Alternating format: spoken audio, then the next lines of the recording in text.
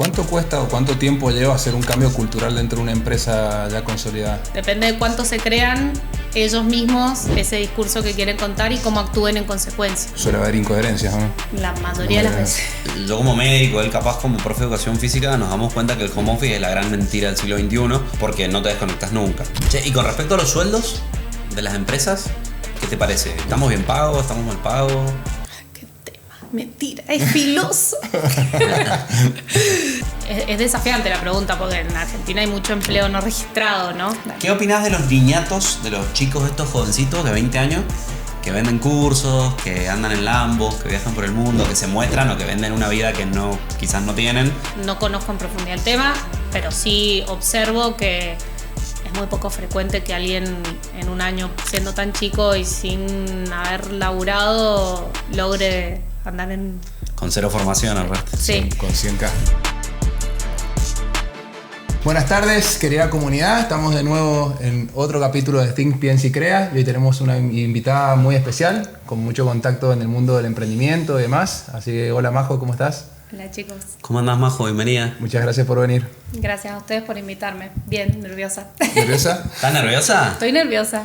Bueno, si vos estás nerviosa que te haces Imagínate 300.000 nosotros. entrevistas por día. Bueno, Majo, siempre cuando arrancamos los podcasts, a nuestra audiencia nos gusta comentarles quién viene. Y qué mejor que vos nos cuentes quién es Majo. Bueno, gracias. Soy Majo. Tengo un hijo de 4 años. Vivo en pareja. Tengo muchos amigos. No tengo muchos amigos, tengo pocos amigos, pero muy, muy estrechos. Y soy como una fanática de hacer que las cosas pasen. Creo que eso es lo que más me define. Actualmente dirijo la Fundación Endeavor acá en la región de Cuyo. También soy miembro del directorio del Polo TIC hace 3-4 años. Soy licenciada en Recursos Humanos. También me certifiqué como coach ontológico profesional. Después me interesé por el mundo de los negocios e hice una formación en San Andrés para eso. Y eso, finalmente soy bastante entusiasta de trabajar, de trabajar en comunidad, de colaborar y de hacer que acá en nuestra ciudad, en nuestra provincia, pasen cosas grandiosas. Cuando estuve leyendo un poquito sobre vos, ¿viste? Porque me iba a montar la entrevista, no me gusta hacer mucho research de la persona que va a venir porque la idea es que salgan cosas. Pero algo que me llamó la atención fue dentro de preguntar, Majo, ¿cómo es una semana en tu vida? Es un quilombo. Sí. Contanos cómo es una semana en tu vida. Te diría que son desafiantes mis semanas. Hay semanas que logro cumplir al 100 todos mis roles y hacer muchas cosas bien y ordenadas. La clave de casi todo en mi vida es el orden. Me gusta trabajar así, no solo hoy, me ha gustado trabajar ordenado siempre, pero después cuando la vida empezó a agregar más cosas, más personas, más roles, más familia, por supuesto que es desafiante porque empiezo a coordinar acciones con otro, entonces eso lo hace, pero sí, mis semanas suelen ser movidas, yo no las trato de vivirlas como con gratitud, digamos, no digo, wow, mira todo lo que hice hoy, al contrario, digo, qué copado fue mi día hoy, mientras más locos son, y trato de darme cuenta de que tengo una posibilidad que capaz que no todo el mundo tiene, de conectarme con gente que capaz que recontra admiro o que la saca fuera de la cancha, yo digo, wow, qué bueno aprender de estas personas, y lo mismo de vincularme con mucha gente que realmente me agrega valor en mi cotidianidad y en mi futuro. ¿Y qué es lo que más te gusta de tu trabajo? Te diría que yo hago, es medio raro lo que voy a decir, pero en general mis trabajos, los roles que ocupo, hago que me gusten. Uh-huh. Si hay algo en mi vida o en mi trabajo que no me gusta, trato de modificarme yo o de cambiar el observador que soy respecto de la situación que estoy viviendo, pero no me gusta transitar los trabajos y la vida con incomodidad. Particularmente hoy lo que más me gusta es como... te diría que la parte de la vinculación, de conocer personas increíbles, de que me contactan a mí, personas para contarme sus ideas, para contarme cosas que yo digo, yo te tendría que haber llamado a vos, pero bueno, tengo esa posibilidad.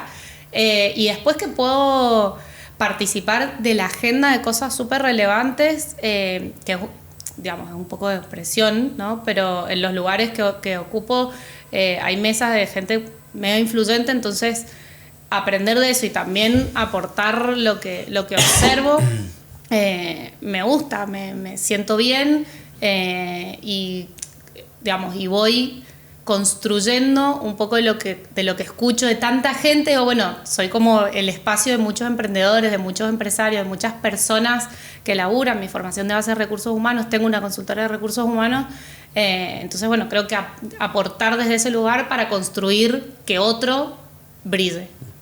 Che, Majo, ¿y de qué palo venís vos? Porque venís del palo de empresarios, venís del palo de gente laburante, venís del palo de cunita de oro, ¿venís de dónde venís? No, vengo, mis padres súper catedráticos formados, mi mamá es licenciada en historia, mi papá es geólogo, y no, familia de clase media justa, digamos. Media. Claro, de media alquiler, digamos. Y bueno, la formación que elegí primero fue como lo que había en la universidad pública, que era ciencias económicas, y cuando estaba en último año dije, nada que ver, o sea, me iba bien en contabilidad. Y conocí en ese momento, ¿se acuerdan de, antes de Movistar estaba esta otra línea telefónica que ahora se me fue el nombre? Movicom. Estaba el gerente de recursos humanos de Movicom y el tipo contó qué hacía y yo dije, qué copado. O sea, ayuda a que la gente sea más feliz en el laburo, porque yo venía a vivir que mi mamá y mi papá laburaban toda la vida. Entonces digo, imagínate que eso sea divertido.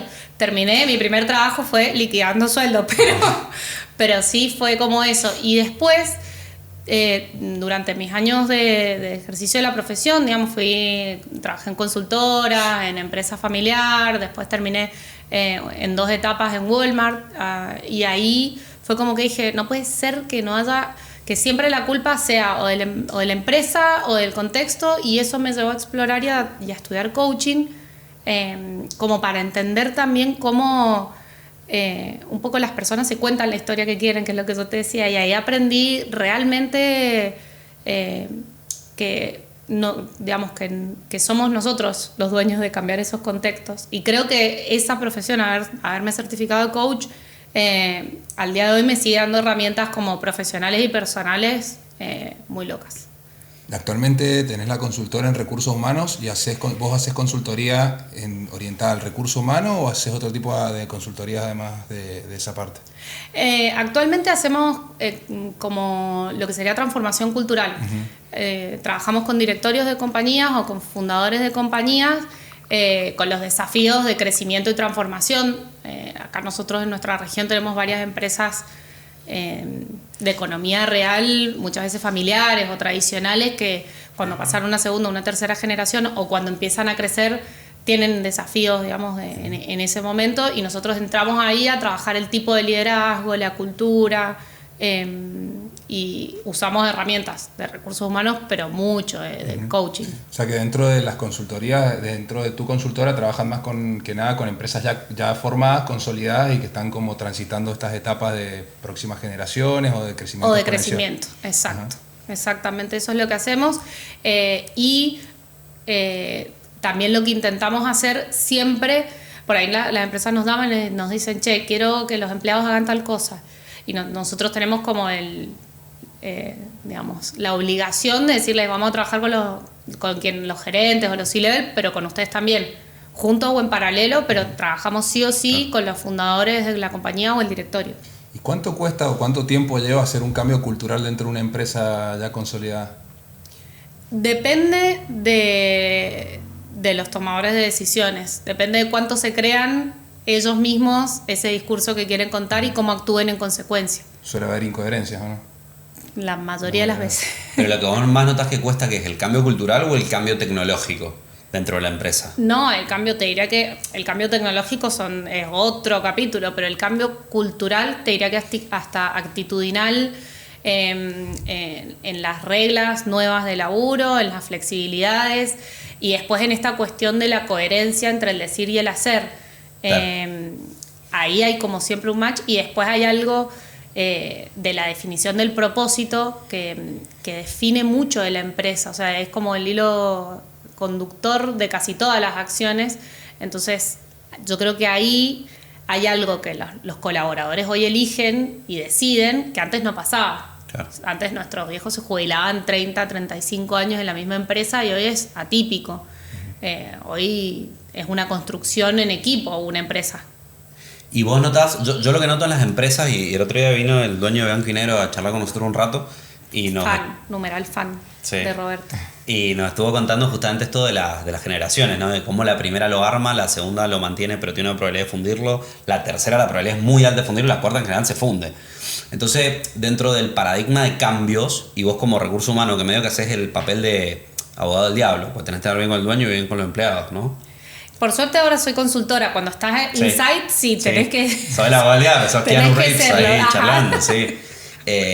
Yo lo que te pregunto es, lo que te noto en las empresas, sin ser empresario ni nada, lo que te noto es que no invierten en tres cosas. No invierten en recurso humano, las empresas no quieren invertir, después quiero ver qué opinas vos. No invierten en tecnología, o les cuesta mucho gastar dinero en tecnología, y después no quieren invertir en ciberseguridad. ¿Qué opinas de estos tres puntos vos como una persona que está en el Polo TIC, que lo maneja, que está en la parte de org, que tenés tu propia consultora? Cuando vienen las empresas y hablan de estos tres temas. Mira, a ver, si vamos específicamente a lo que tiene que ver como con tecnología, acuerdo, pero yo lo relaciono con esto que tiene que ver con un cambio de paradigma, porque la tecnología pareciera ser una amenaza en ciertos momentos, pero la verdad es que si no la incorporas a tu negocio, te vas quedando, digamos. Claro. En el caso de Blockbuster. Claro. Y casi hay un montón de Kodak. Digo, tenemos muchos casos de empresas que no quisieron adaptarse, que no lo vieron como una cosa colaborativa, porque esa es otra cuestión. Digamos, hoy los entornos se hacen de manera colaborativa. Tu negocio con cierta tecnología le agrega valor a mi negocio y ahí hay un match y una alianza. Después, ciberseguridad es un tema re importante, pero no lo es tanto para todas las empresas. Porque hay empresas que necesitan mucho más tener una buena ciberseguridad y otras que no tanto. O sea, las empresas que procesan pagos, las empresas que procesan datos de clientes, y eso lo requieren más. Sí. Y después hay otras que quizás no lo tienen en el core o en el alma de su negocio. Claro. Pero sí son temas importantes, y para mí la tecnología es un gran aliado para las etapas de transformación, porque te ayudan al orden, te ayudan a predecir, te ayudan a identificar, te ayudan a expandir. Entonces, como que creo que estamos en eso, en un cambio de paradigma, pero acá hay cambios de paradigma mucho anteriores, inclusive en la parte de delegación, en la parte de esto que yo te decía, del cambio cultural, de ser coherente en el decir y el hacer. No sé, desde el control de insumos hasta el home office, o hasta la flexibilidad horaria para algunos emprendedores. ¿Y qué industrias crees, o sea, de tu experiencia, que hoy se están adaptando mejor o están realmente recibiendo o sea, acercándose más a este cambio cultural? Me imagino que hay empresas que por ahí son más que apuestan más a este cambio cultural y otras menos, o en distintas industrias. Mira, yo creo que hoy observo que todas las empresas ya están prestando atención. O sea, entiendo que, por ejemplo, las empresas tecnológicas sí tienen mucho más aceitado, por ejemplo, el tema del cuidado del talento, y también trabajan muchísimo los recursos humanos para cuidar a la gente que trabaja adentro. Sí, y también están en su aprendizaje, porque las empresas de tecnología venían pagando sueldos exorbitantes y hoy entendieron que no era muy sustentable, y está cambiando un poco ese modelo. Bueno. Yo creo que estamos en un momento donde estamos, o sea, ni lo viejo es tan bueno, ni lo nuevo no es tan bueno. Estamos aprendiendo que funciona. ¿Cuál es el equilibrio? Pero sí, las empresas de tecnología han entendido esto de la colaboración más fácil que las empresas de la economía real. Y después otra cosa que pasa es que las empresas suelen, de las economías más reales, suelen ser muy competitivos. Entonces no colaboran, no cuentan en algunos casos. Después tenés otros que son, no sé, pienso en la Cámara de la Construcción, que en Argentina la rompe y hace un montón de cosas. En Mendoza tenemos todos los bodegueros y la gastronomía, la hotelería, súper unidos. Para mí hay un desafío que tiene que ver con entender, de nuevo, que la innovación, la tecnología no son cosas grandilocuentes, sino que son pequeños cambios en mi línea de producción, en los horarios de los colaboradores, en los beneficios de los colaboradores. Son como pequeños pasos que parecieran fáciles, pero para empresas que vienen haciendo hace capaz que 30 años lo mismo o más, se complica. Y después tenemos casos súper exitosos. Vos decías lo de la segunda y la tercera generación. Hoy veía un reel de las chicas de LTN, de Friolatina, que ya van por la tercera generación y están mega comprometidos con el negocio, con hacerlo escalar. No, hay gente que sí, y están en esos casos, y me parece que mientras más se cuenten, más va a pasar. Claro. En un momento hablaste recién del home office. Creo que es un temón. ¿Por qué? Porque yo como médico, él capaz como profe de educación física, nos damos cuenta que el home office es la gran mentira del siglo XXI, porque no te desconectas nunca. Y eso te trae problemas a nivel psicológico, a nivel social, a nivel familiar, a nivel de composición corporal, a nivel de estrés crónico, exceso de pantallas y un montón de cosas que nosotros trabajamos a diario, pero que quizás el empresario, el intermediario del empresario con los empleados, y el empleado no lo termina de entender y quizá en algún momento lo vio como un beneficio, y nosotros que trabajamos más en salud lo vemos como un perjuicio enorme, porque es como que antes el bancario del Banco Río de la década del 90, a las 3 de la tarde cerraba la compu y que explote el banco, listo, me quedo acá. Ahora realmente vos me podés llamar, me puede dar un mensaje, tengo que contestar, tengo que estar, y al final nadie te paga por un 24/7. ¿Vos qué opinas del home office? Vos lo escribiste perfectamente. Yo creo más en la flexibilidad horaria que en el home office. O sea, creo que esto de marcar tarjeta de 9 a 18 está bien para una línea de producción en donde el empleado tiene que estar controlando, pero después en ciertos aspectos creo que está bien que cada empresa con sus colaboradores elija un régimen de trabajo que le corresponda. No creo en el home office al 100. El trabajo remoto al 100 me parece como complejo de llevar a cabo, no solo por todo lo que vos dijiste, sino porque es solitario. Tal vez un híbrido. Para mí el híbrido y la flexibilidad, esto de decir, bueno, una persona tiene, no sé, un turno médico, el acto de un hijo, que pueda decir, bueno, me voy media hora antes, y puede elegir un poco en conjunto con el negocio cómo es la mejor forma. Sí. Pero el home office al 100 o el trabajo remoto al 100 creo que no ha funcionado, y por eso también se está volviendo tanto a la presencialidad. Y el tema de que implantó un poco Yahoo en su momento, que ahora está medio en baja, o Google, el tema de trabajar home office o trabajar en el lugar, pero por objetivos.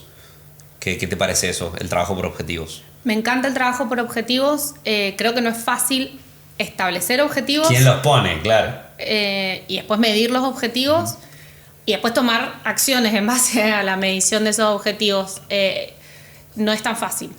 Creo que hay un desafío, lo tienen más, capaz los puestos más comerciales lo tienen más definido, capaz claro. Los puestos más de gerenciales o C-levels lo tienen más definido, pero después en los puestos más operativos es complejo. Aparte yo me imagino al dueño con un látigo ahí diciendo, los objetivos son estos, y sí. Durísimo. Y después también a los japoneses. Y no siempre es fácil, digamos, hacer un... Hay muchas cosas que no dependen. A mí me pasa, por ejemplo, en los gimnasios.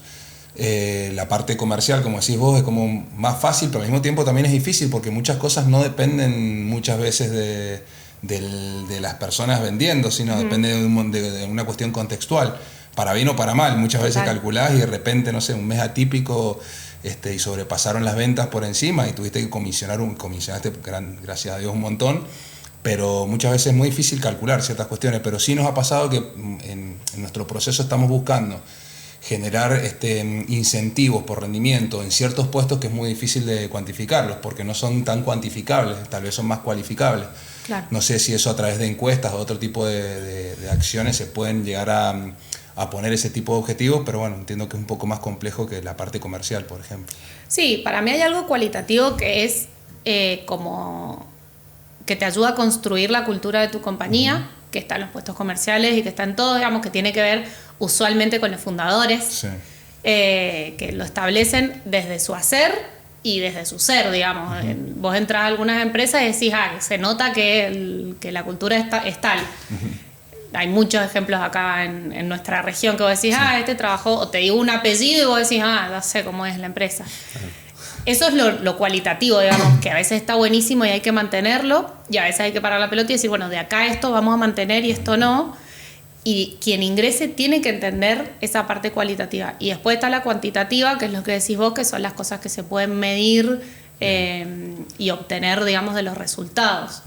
Es un mix, pero hay una parte en las personas, digamos, cuando se trabaja con humanos, que tiene que ver con lo cualitativo y con lo actitudinal. Che, y con respecto a los sueldos de las empresas, ¿qué te parece? ¿Estamos bien pagos? ¿Estamos mal pagos? Mentira, es filoso. Es filoso. Yo creo que estamos... Es desafiante la pregunta porque en Argentina hay mucho empleo no registrado, ¿no? No, pero la pregunta es... yo entiendo que todas las empresas de Endeavor que pertenecen, los nombres que quizás en algún momento te preguntan, che, ¿quiénes fundaron Endeavor? Lo que sea, son todas empresas que tienen gente regulada, obviamente, en blanco y todo. Entonces, bueno, yo siempre planteo lo mismo. El día que Arca, nuestro amigo de Arca que nos mira, haga que nosotros le depositemos el 100% a nuestro empleado y venga Arca y al otro, cuando ellos vean el número en su cuenta bancaria y al otro día vean un número más chico y abajo diga Arca, ese día se prende full país. Lo que pasa es que el empleado no sabe lo que el empresario le tiene que sacar porque lo obliga el país, el gobierno. Sí, yo creo que los empleados cada vez lo saben más. Sí, pero pero todavía no a ese nivel. Por eso yo lo que te pregunto es, gente en blanco, gente que le da la obra social, la jubilación, las vacaciones, esto, lo otro, y que capaz gana, creo que un sueldo ronda.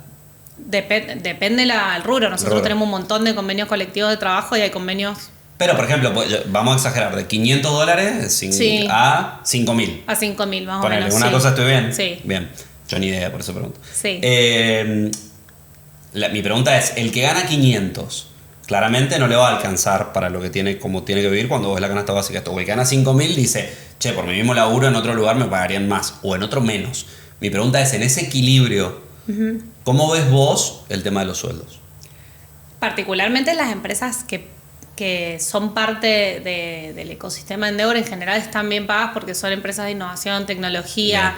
¿Y en general? Que están en alza. Y en general, en el resto de las industrias más de economía real, como te digo, los convenios colectivos varían mucho. La mayoría hacen que la canasta se supere. Bien. Pero bueno, la realidad cotidiana de La Plata hace que no estemos tan bien pagos en general, digo, en un... Todos. Exacto, sí. Todos. Sí, estaba viendo, hoy le subieron el 1,5% a los médicos, por ejemplo. Bueno, los médicos es 1,5. Más nada. Boludo, 1,5. O sea, cobras, no sé, 10.000 pesos y ahora vas a cobrar 10.105 pesos.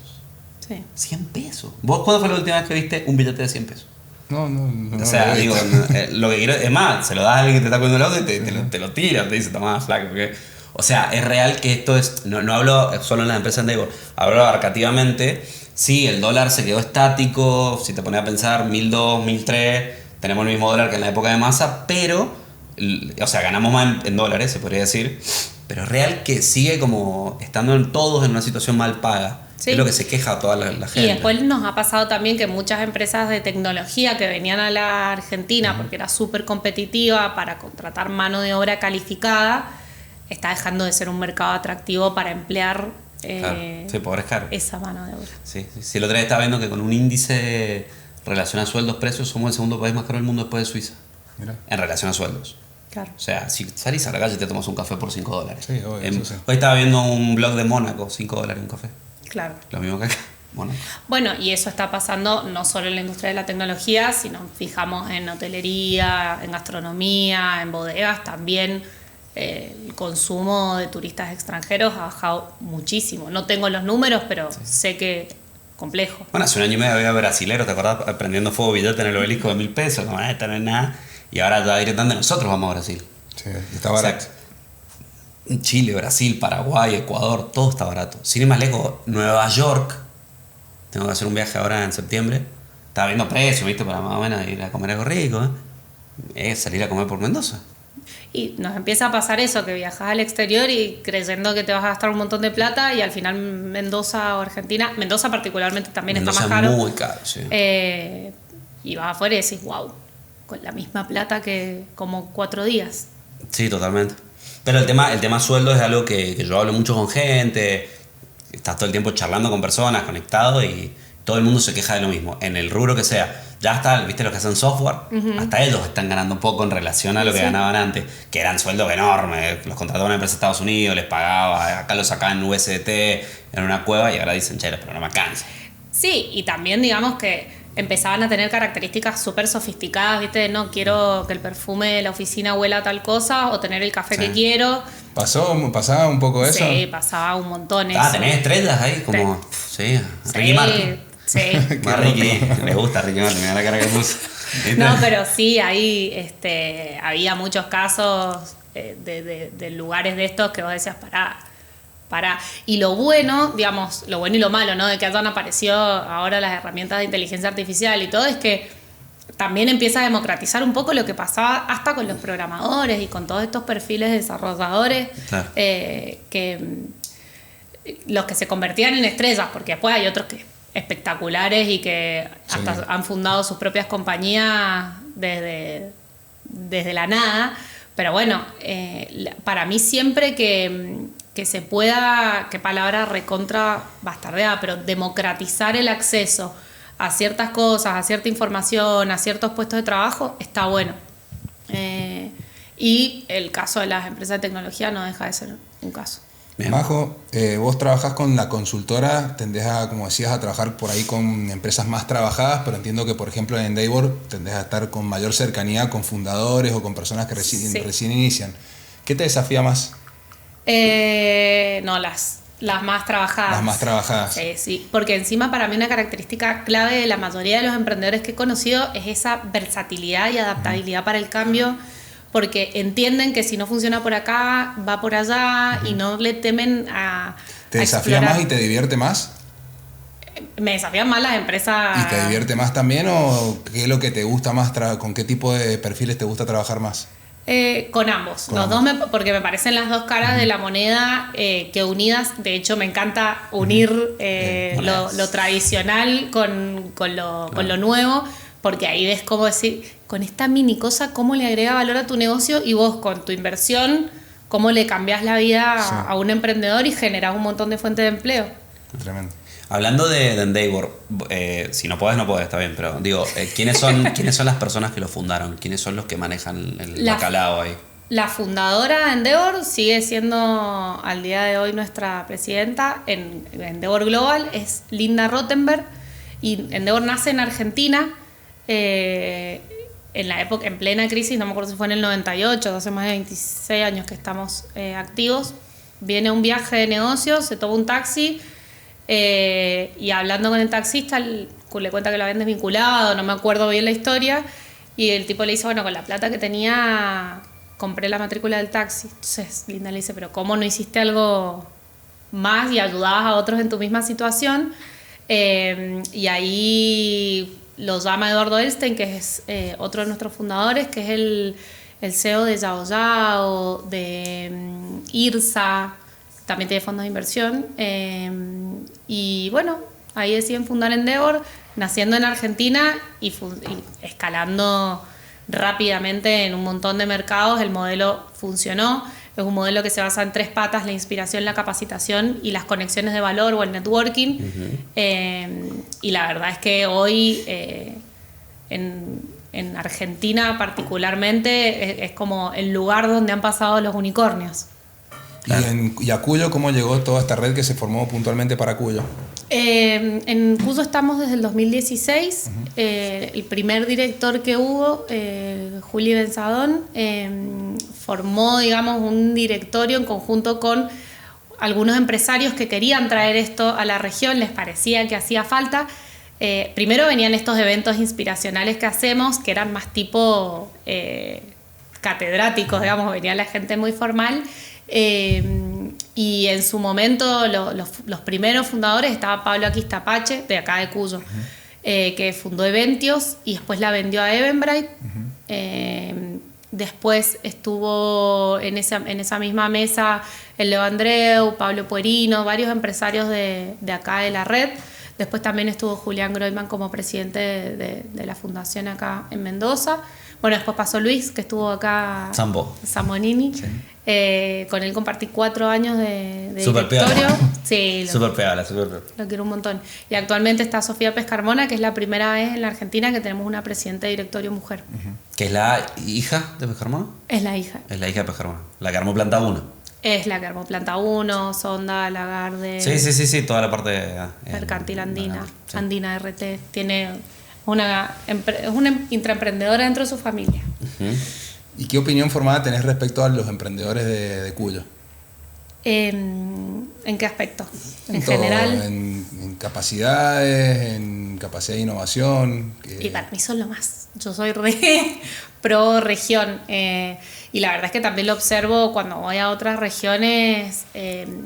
Nosotros tenemos algo como de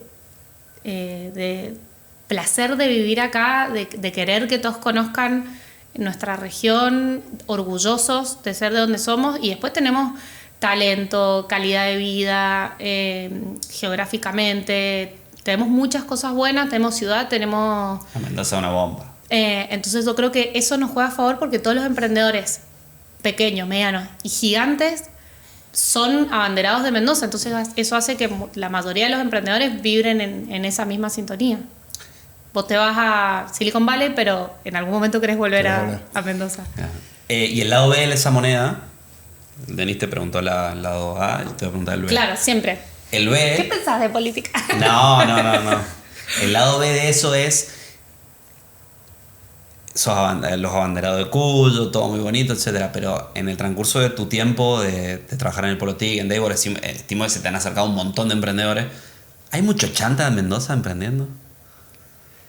En todos lados hay chanta emprendiendo. Pero te has topado, sin nombre, obviamente, sí. no, pero chantunes a full. Chantunes a full, y después hay muchísima gente con idea, y vamos a derribar un mito. O sea, la idea es el 3% de un negocio, la ejecución es el resto.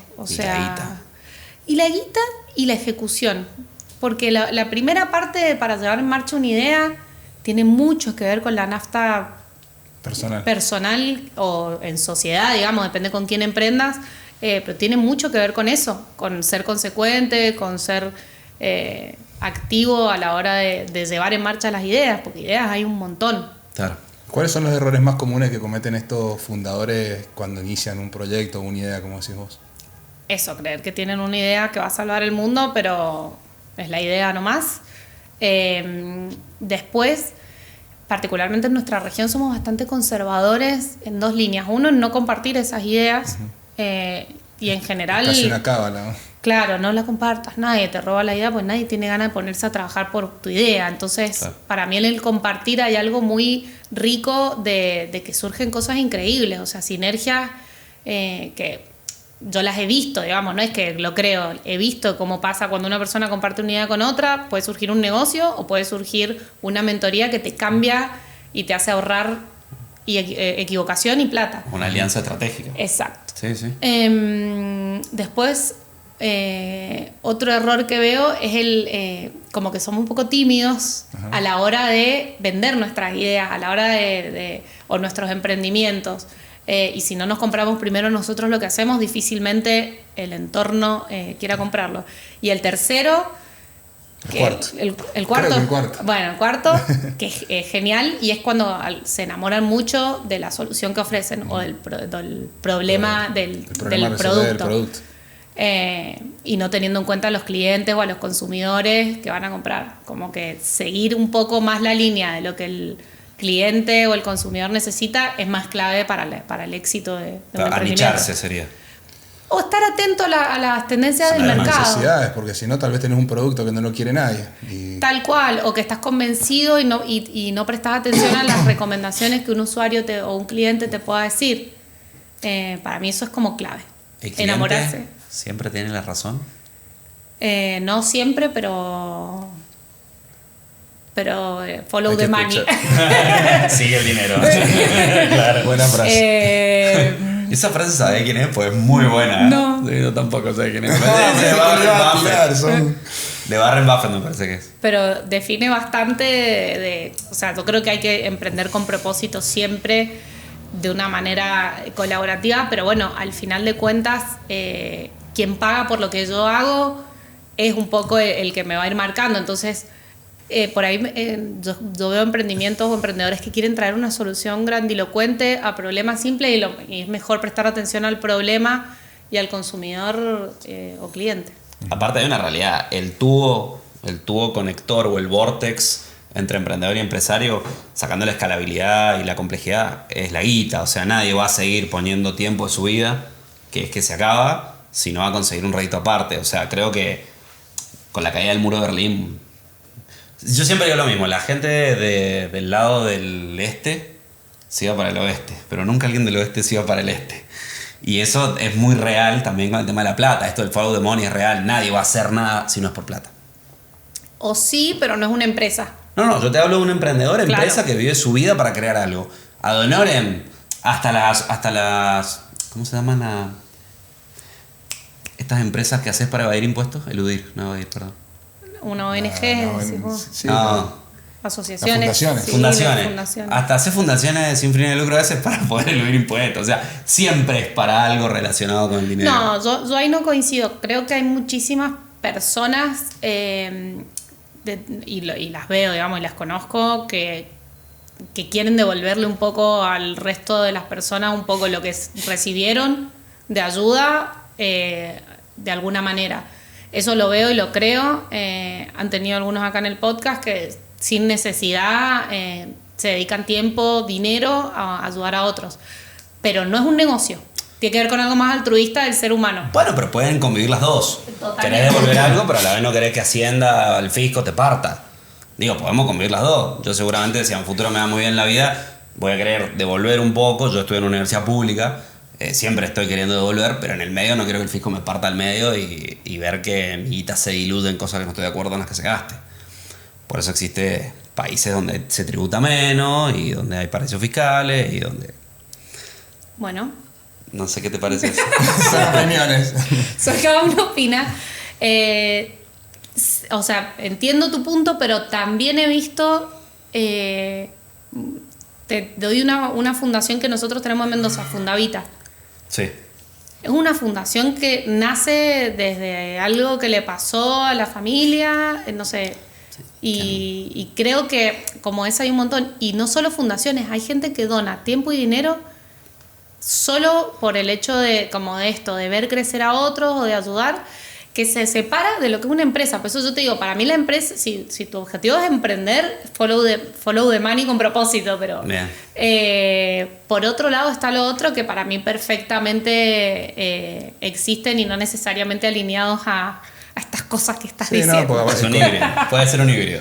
No, coincido igual que muchas veces, o sea, si lo vemos en una fundación, pero por ahí hay personas, y es verdad, yo he estado por ahí después del podcast charlando con algunas personas de las que han venido, y es increíble cómo ellos siguen dedicándole tiempo a emprendedores simplemente por el hecho de brindar herramientas y que otras personas también puedan progresar. Y me ha tocado estar charlando con una persona post-podcast varias veces, y se nota que bueno, tienen como esa impronta de querer ayudar. Sí, sí. Y obviamente no hay nada, o al menos no hay una cuestión fiscal de por medio, pero así que comparto. Ahora de todo un poco también. Eso seguro. Sí, Eso seguro. Obvio. Y en cantidades, capaz que hay más de las que él dice y menos de las otras. Sí, pero bueno, seguro. existe gente que yo creo que es una cuestión de altruismo hace cosas solo por ayudar o tiene acciones solo por el ecosistema. Che, Majo, ¿alguien con nombre y apellido que admires, que te haya volado la cabeza como empresario? Como emprendedor, empresario, dueño. Ay, todos los que conozco últimamente. Ese, el que vino. El que vino primero, sí. recientemente, es que vino porque estuvimos hablando antes de que arrancara. Sí. No es un gran empresario, es un emprendedor que está pasando ahora por uno de nuestros programas. Dos, te diría, el Fede Robelo, que ya estuvo con su grupo de Buccinis. Son chicos muy jóvenes, con un norte muy claro, que me parece interesante lo que están haciendo. Te diría que no son los grandes empresarios, son los más chicos que hacen cosas gigantes que me vienen llamando la atención. Y Gregorio Bagda de Valca, que está haciendo la pomada con la que su abuela curaba su laboratorio y nada, con un impacto gigante económico y social. Y después pienso, no sé, Juli Porta, que era voluntaria en la experiencia Endeavor del 2019 y hoy tiene una compañía de biotecnología que está trabajando en una vacuna para un cáncer específico en niños, que digo, tremendo como una idea con ejecución y conexiones puede cambiar la vida de muchas personas. Te diría que eso. Y después a nivel empresario, Marco Galperín. ¿Lo conoces a Marcos Galperín? Lo conocí, sí. Actualmente es miembro del directorio de Endeavor Nacional y es una persona que le dedica mucho a acciones con ecosistema, que invierte a través de fondos de inversión en emprendimientos, que invierte él mismo a título personal tiempo y dinero en los emprendedores y me llama la atención. ¿Mercado Libre nace de Endeavor? No nace de Endeavor, pero sí son emprendedores de Endeavor, uno de los primeros que tuvimos, y 2 de sus socios hoy tienen el fondo de inversión más relevante de Latinoamérica, que es Kasek Ventures, y bueno, siguen trabajando en conjunto. Igual se fue Galperín, dejó Mercado Libre. O sea, obvio que sigue siendo el dueño, pero ya no lo gerencia más, ya no es el CEO. Por eso cambió la imagen cuando vos te metés al mercado. Yo tengo la teoría porque va a emprender, dentro de todo, de la unidad de negocio, algo nuevo va a emprender, porque tiene la chispa emprendedora así como tatuada, entonces creo que es por algo probablemente por algo nuevo que se venga. Vos decís que por eso cambiaron el logo. No, el dijo logo él. no, el color. ¿Lo dijo él? Ajá. El de Mercado Pago. Sí, Estaba en el Mercado Pago. Libre. Estaba en una entrevista y le preguntaron eso y le preguntaron ¿por qué Mercado Libre en Argentina es una fintech y por qué en Brasil es un banco? ¿Por qué no lo haces banco en Argentina y pagas más impuestos? Y ahí lo agarraron, ahí se quedó medio como temblequeando. Sí, está bueno. O sea, yo creo que el flaco es un súper empresario y encima empezó con una idea tremenda y la impulsó muchísimo y hoy en día es el unicornio más importante de Latinoamérica. Sí. Y después, bueno, el fundador de Tienda Nube también, que con sus compañeros de ITBA fundaron Tienda Nube, también me parece un unicornio hoy, me parece una locura, y quizás con un acceso a conexiones muy escueto, muy chiquito, digamos, con un mapa pequeño hicieron algo gigante. Y enfocándose en nichos más chiquitos, en tienditas, en emprendedores. ¿Dónde nace Tienda Nube?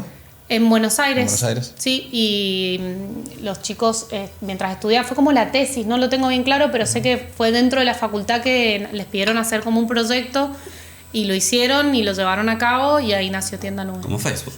Como Facebook. La uni. Bueno, nos dijiste empresarios o emprendedores y proyectos que te hayan volado a la cabeza, que tal vez están un poco conectados por algún proyecto que no sea de estos mismos empresarios que te haya volado a la cabeza. ¿Y qué hago yo? La experiencia Endeavor. Bueno, yo te quería preguntar Me eso. vuela la cabeza todos los años. La experiencia Endeavor, ¿qué es? Es un evento, el evento que promociona la cultura emprendedora más grande del país.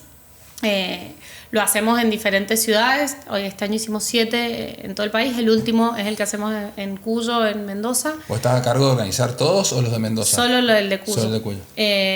Trato de ir a todos. O sea que hay majos en Córdoba, hay majos en Buenos Aires. Hay majos en las 5 majos. regiones. Claro, Exacto. vos sos una majo. Yo soy una majo.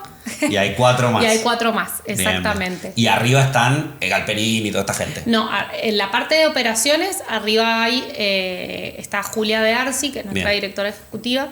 Y después, bueno, todo el equipo de directoras y operativos que estamos.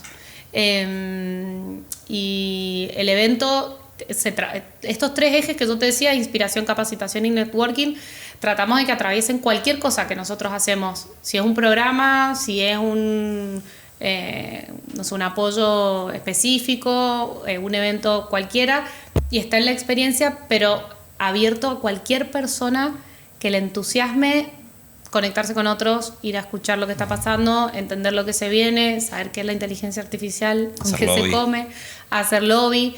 Y tiene muchas instancias interesantísimas. Este año vamos a hacer algo que no hemos hecho nunca, que es el Meet the Companies, que compañías tradicionales o no tradicionales grandes se conectan con startups que le pueden agregar en alguno de sus dolores o en alguno de sus problemas algún valor.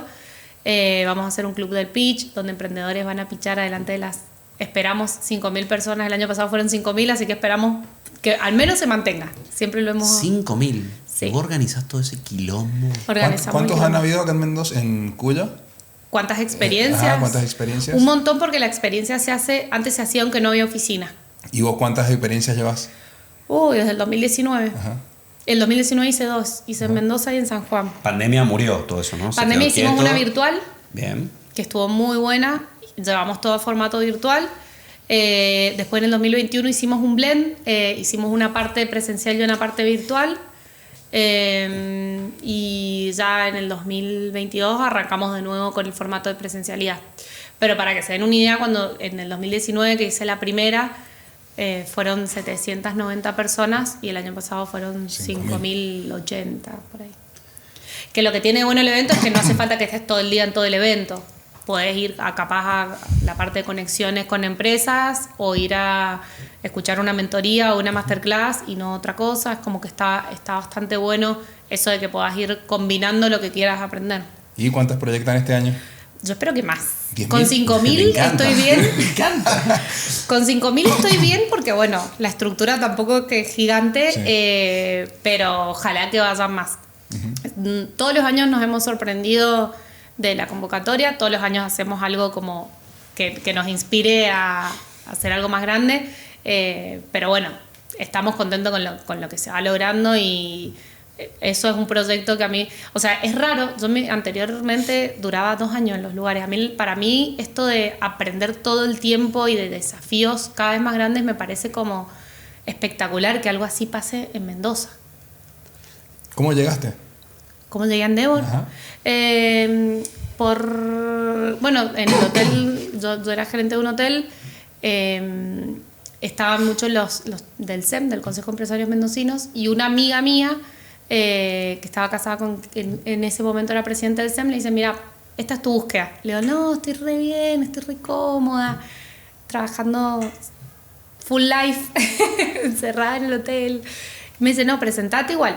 Y me presenté a la búsqueda, ella me presentó porque la estaba haciendo, y quedé finalista con una amiga. Ajá. Súper loco. Me invitaron a un viaje porque a mí me parecía todo como medio falopa en el momento antes, pues yo no venía ni del ecosistema emprendedor, no venía de startups, no sabía lo que era, no entendía el mundo de los VCs, de los fondos de inversión. Después me tuve que capacitar, obviamente, pero me pareció raro. Y en ese viaje dije, qué bueno que estas personas todas locas estén queriendo hacer cosas grandes. Y ahí tomé la decisión de cambiar. Y la verdad es que la primera etapa fue desafiante, digamos, porque era mucha, desde la terminología hasta el mundo de los negocios, los modelos de negocios, la escalabilidad de los negocios. Entonces, el primer año te diría que fue mucho aprendizaje emocional y técnico. ¿Y cómo era? ¿Fue como una final entre las 2 personas que eligieron? ¿Cómo fue esa selección? ¿Cómo son los procesos de selección? Creo que hay una parte técnica. La otra persona tenía una red de contactos mucho más amplia que la mía, pero también hay una cuestión actitudinal que creo que suma, y creo que la predisposición al aprendizaje también es una parte importante. Bueno, ahí es donde empezaste.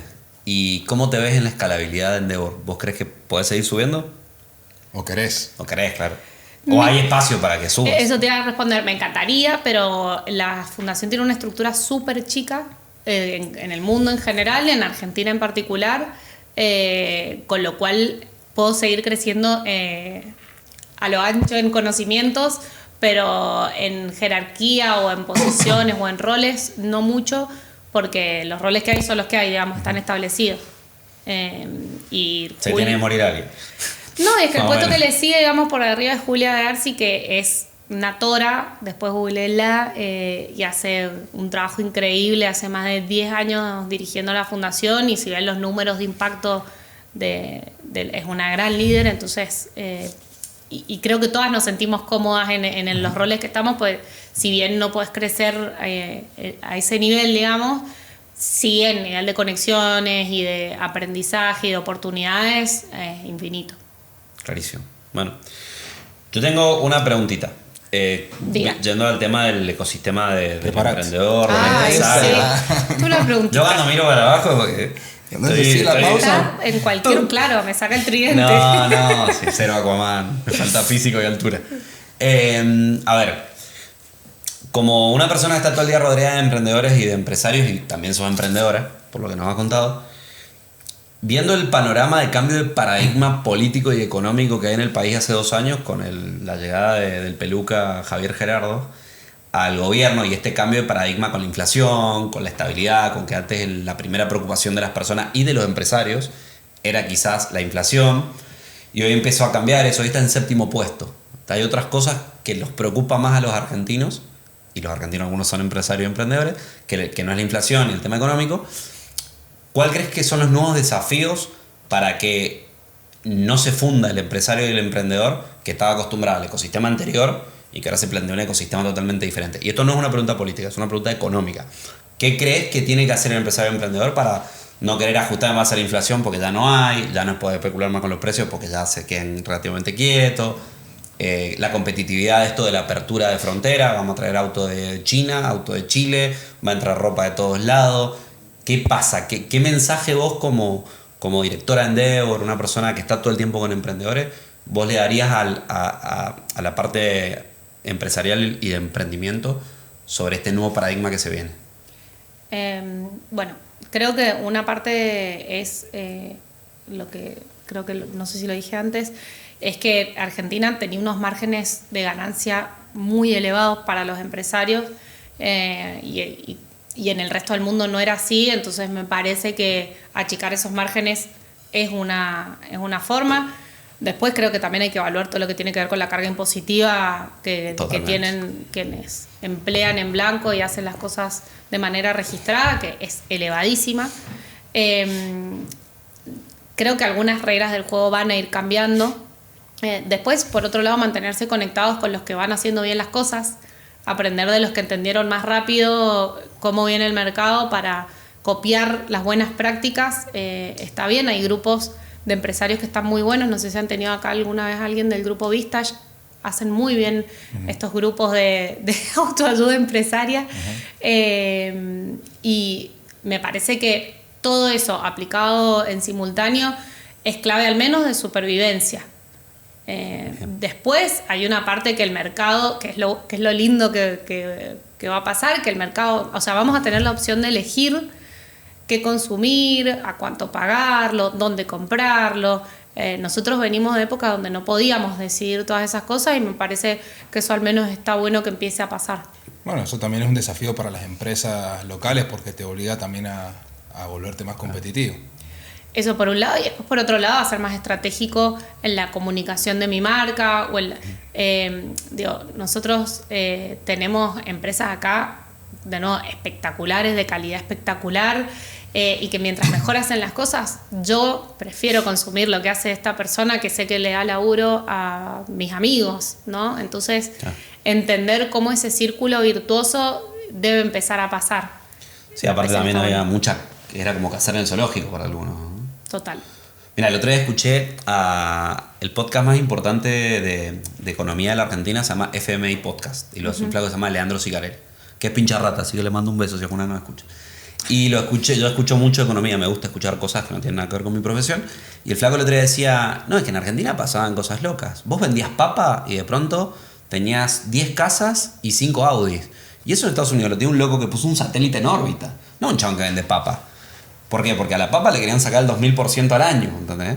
Entonces esas reglas para mí van a cambiar, el flaco lo decía en el podcast, y él pronosticaba, no sé si era él u otros también, que quizás entre un 30 y un 50 de los empresarios de la Argentina se iban a terminar fundiendo, porque no iban a entender ese cambio de juego donde vos no vas a ganar la plata que ganabas antes, que es imposible, que en ningún lugar del mundo vos tenés márgenes por arriba, corregime, me puedo equivocar, de 10, 15, 20 anual, de profit, de ganancia de verdad. No existe. Y acá estamos manejando, hay tipos que te sacaban un 10.000%. O sea, no estaba al tanto de eso, pero sí sé que los márgenes eran absurdos en casi, te diría que la mayoría de los rubros.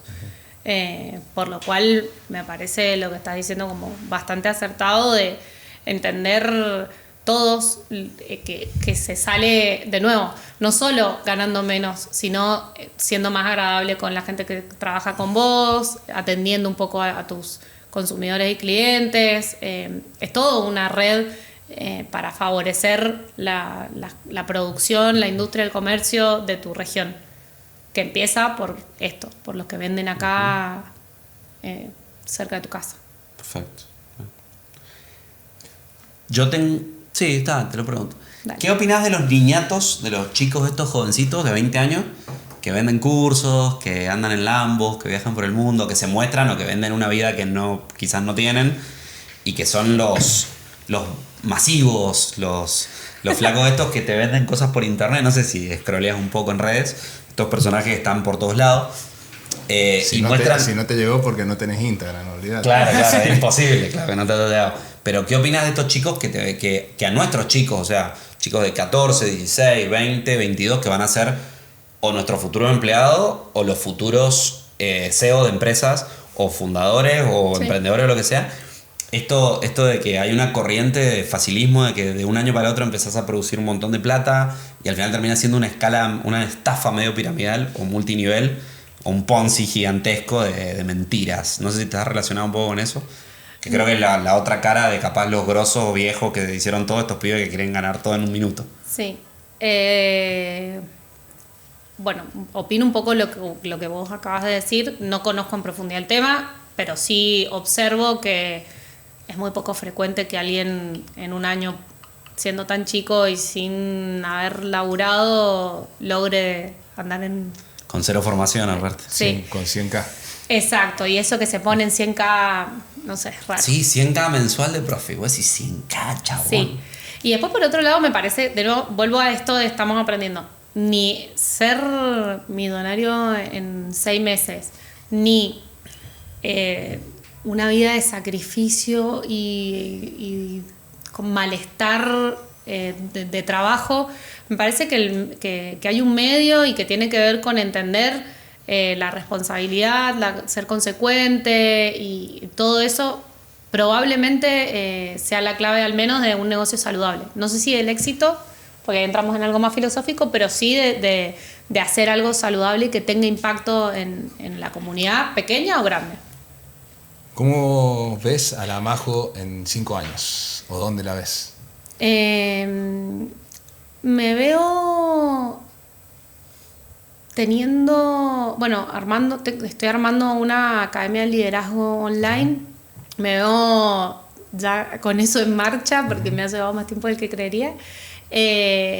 Y creo que me veo quizás ya más asentada en esto de las conexiones de valor, con mucho más impacto en nuestra región, pese a que hemos tenido mucho impacto en nuestros emprendedores desde los escenarios de las experiencias. Hoy el Fede Rodelo estuvo ante 12.000 chicos de secundarias en el Movistar Arena este año, pero sí creo que a nivel impacto de ellos en el mundo veo un poco más, y quizás me veo más amigada con esto de contar un poco a la gente lo que sé, lo que hago, que hoy me cuesta bastante. ¿Sí? Sí. No se nota.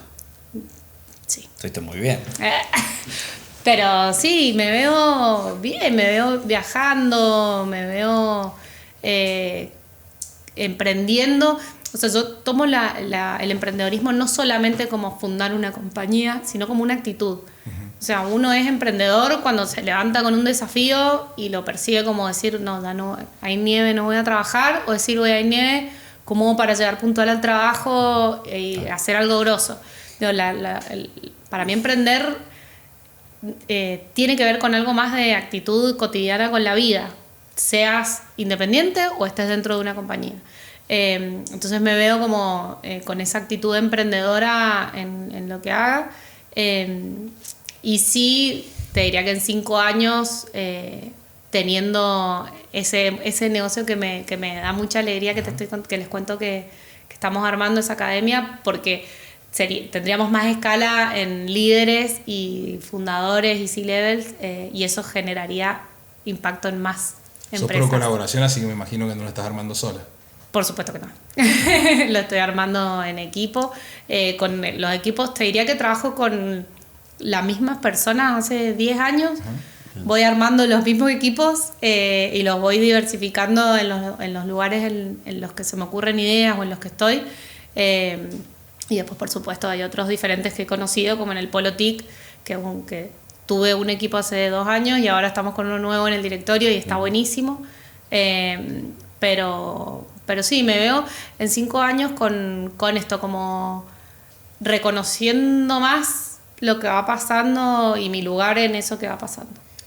¿Qué le dirías a las chicas de 20 que te admiran, que te ven en el Polo TIC, que te ven en Endeavor, 20, 25, mujeres, que sabemos que vivimos todavía en un mundo machista, a pesar de que haya una deconstrucción, pero todavía seguimos en un mundo machista, donde las mujeres todavía no pueden ocupar una equidad real?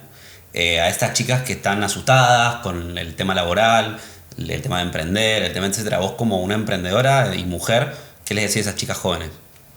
Que se animen, que se conecten con otras mujeres, que a las personas que las inspiran, las conecten, charlen con mujeres y con hombres que las inspiran, para poder llevar a cabo lo que quieran. Hay una red enorme de personas acá en nuestra región, o sea, en toda la Argentina, pero en Cuyo particularmente, que te ayuda a lo que necesites. Por ahí no hay tanta información al respecto, pero desde una mentoría gratuita que alguien te da hasta, no sé, un socio que no sabes que puedes conseguir.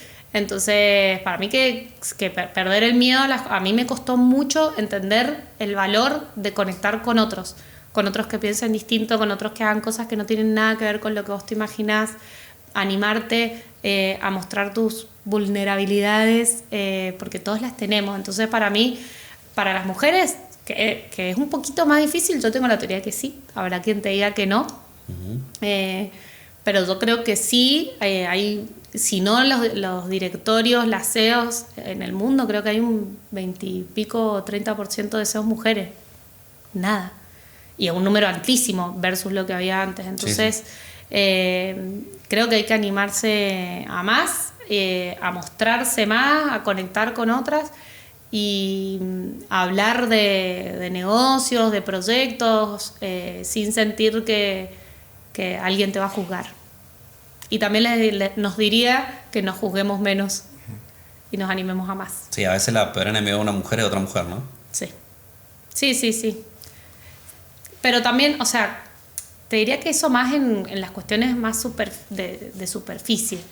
Pero en el mundo de los negocios, las peores, o de las empresas, o de los puestos de trabajo, generalmente no sé si son las mujeres. Porque no están tan dadas las condiciones para entender por qué no, digamos, generalmente. Son los hombres, no lo quiere decir, son los hombres. Sí. Bueno, Majo, yo te voy a hacer la última pregunta. Te agradecemos mucho haber venido. No, la pasamos re bien, como quien no quiere la cosa, ya mira, pasó el rato. ¿Ahora querés preguntar vos?